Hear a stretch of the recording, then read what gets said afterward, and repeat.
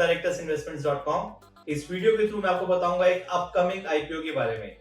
ये आईपीओ का नाम है ट्रैक्सन टेक्नोलॉजीज लिमिटेड। इस आईपीओ की इंपॉर्टेंट डेट्स एंड डिटेल्स यहाँ पे ऑलरेडी मेंशन्ड है। इसमें इसका प्राइस बैंड भी मेंशन्ड है एंड इश्यू साइज भी मेंशन्ड है।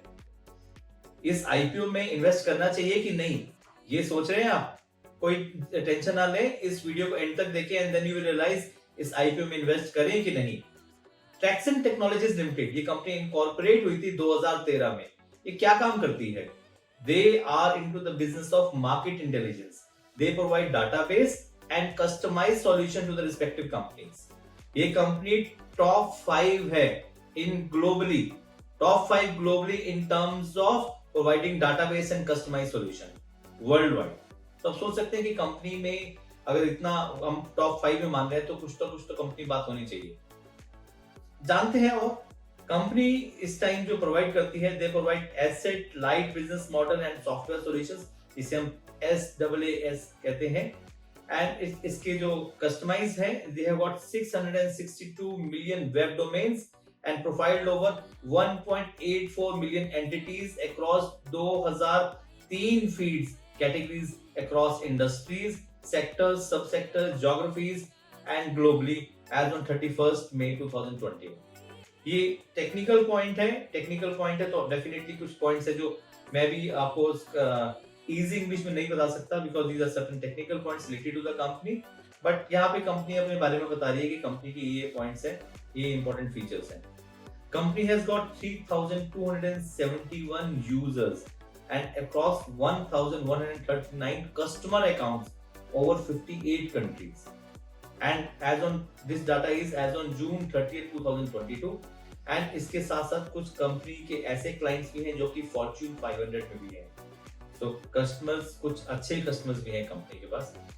तो ये सब चीजें हैं जो कि ट्रैक्सन टेक्नोलॉजीज करती है।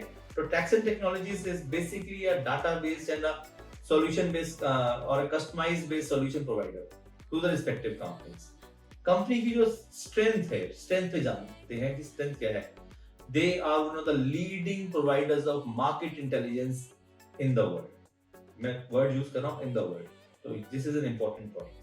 इसका diversified, long standing and growing global customer base है, जिसमें मैंने बताया कुछ तो ऐसे भी हैं जो कि Fortune top 500 कंपनीज भी हैं।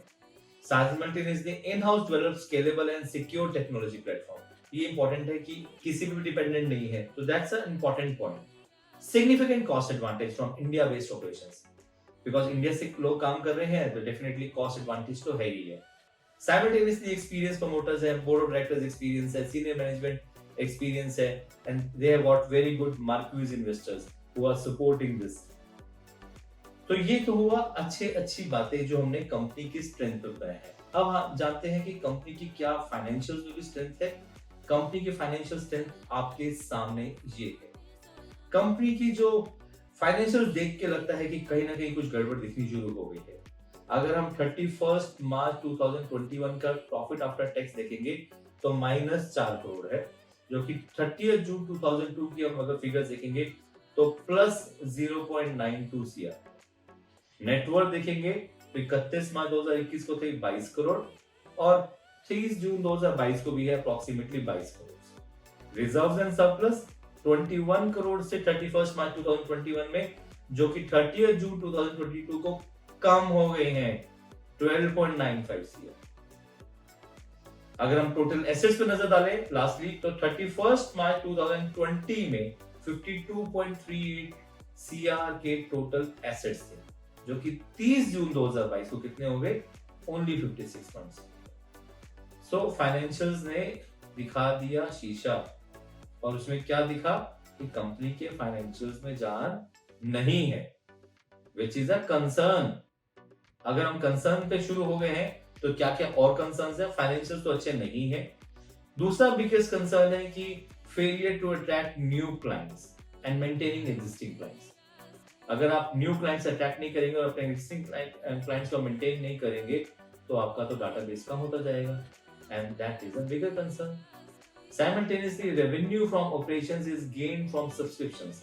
आपको याद है बहुत सारी जगह पे आप सब्सक्रिप्शन से रिन्यू करते हैं, चाहे वो नेटफ्लिक्स की सब्सक्रिप्शन हो या प्राइम की हो, वैसे इनकी भी सब्सक्रिप्शन है। अगर आप सब्सक्रिप्शन रिन्यू नहीं करेंगे तो इनका तो रेवेन्यू चला जाएगा। तो सब्सक्रिप्शन पे अगर इम्पैक्ट आता है तो उनके रेवेन्यूज पे इम्पैक्ट आएगा ही आएगा।